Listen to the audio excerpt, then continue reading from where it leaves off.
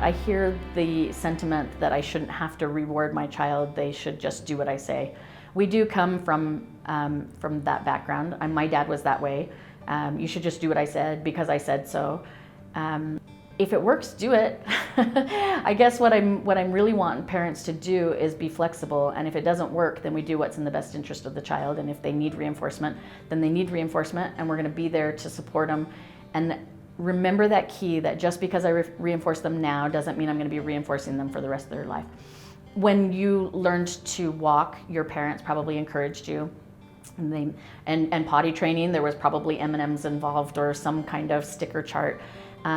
We do that with behavior, and it helps. It gives them the motivation and the encouragement. It says what words can't, especially with kids who don't have maybe the language yet. So it says a lot to give them that reinforcement that may not be, and no, not just may not, will not be necessary when they're 40 years old. I don't still reinforce my 25-year-old daughter for going to the bathroom.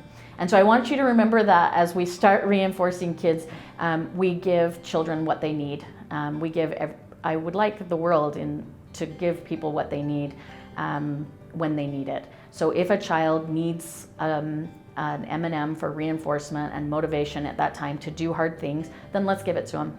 And if they don't, I don't want you giving out candy to everyone because they need it.